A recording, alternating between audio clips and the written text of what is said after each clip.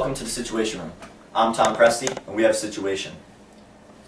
Today we have a guest named Nate Beatty. He's the host of Mad Money. Welcome to the show, Nate. Thanks, Tom. Thanks for having me on the show tonight. Good to have you. Well, today we're going to be discussing the current political instability in Mexico and how it's affecting the world financial market. Could you enlighten us as to what is actually occurring financially with the Mexican political instability? Well, the Mexican citizens are pulling their assets out of the unstable Mexico and putting them into safe havens like the United States. And this large, sudden movement of their funds and their assets from Mexico and into safe havens is something we call capital flight. Okay, so this capital flight is occurring because they're afraid of the risk that's involved in Mexico. Is that correct? That's absolutely right. And the risk, you talked about risk, the risk is definitely increased, and the payouts they have the potential to be higher, as Right. we know, just, in any market, the greater the risk, the higher the potential payout in the end. Okay. But basically, just to continue on with the situation, the increased Mexican capital outflow increases the number of pesos available. Okay. So, Not following you here, Nate. I mean, how is the number of pesos increasing? What is making that happen? well, capital flight and the number of pesos, it affects demand because demand is determined by the domestic investment and capital outflow. So when net capital outflow increases, there's a greater demand for loanable funds to Right, finance loanable these funds. purchases of assets abroad. Okay. So, okay. Well, this is quite interesting. Quite the We're gonna have to situation. take a commercial break right now. We'll be back to you after a few short messages.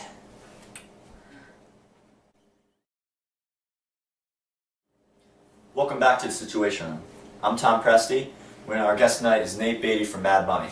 Tonight we're discussing the current political instability in Mexico and how this affects the markets for exchange rates and moving assets, capital flight, all sorts of great things that are going on right now. How you doing, Nate? Not bad, Tom. All right. Well, as we were just discussing all those things, we were getting into the rise in the interest rate. Right. Now, I'm wondering, does this offset this capital flight? Because I would be thinking with a higher interest rate, this would make Mexican assets more attractive. Well, Tom, that's right. And the increase of net capital outflow raises the supply of pesos in the market for foreign currency exchange. So when people try to get rid of their Mexican assets, there's a large surplus of pesos, and they need to be converted into U.S. dollars. Okay. So with this large increase in pesos, would there be a depreciation of pesos? Because a lot of times with inflation around the world, we're having the value be depreciated because there's just so much more money in the market and in the economy. Well, that's right. Well, we go back to basic supply and demand. Because there's so much excess supply, the value of that money is definitely going to go down. So it is going to depreciate. The interest rate on short-term Mexican government bonds rose from 14% to 70%. And the peso has depreciated in value from 29% to 15% U.S. cents per peso. So that really gives you an idea of the grand scale of what's going on here. Well, that is a very grand scale, as you put it in a great way. So the peso depreciation makes Mexican exports cheaper and imports more expensive. Would this change the trade balance towards a surplus?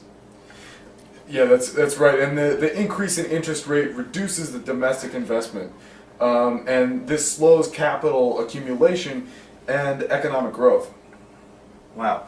Not only has this situation affected Mexico's economy, it's affected us here in the United States as well. This is great stuff, Nate. We're going to have to take another commercial break. We'll be back to you after a few short messages. Welcome back to Situation Room. I'm Tom Presti. Our guest today is Nate Beatty from Mad Money. Today we've been discussing the political instability in Mexico and how this is affecting exchange rates, risk, interest rates, all sorts of good stuff like that. We just recently started touching on how the United States is really affected by Mexico's instability and how there's this capital flight and all these cool things going on that Nate is really enlightening us to.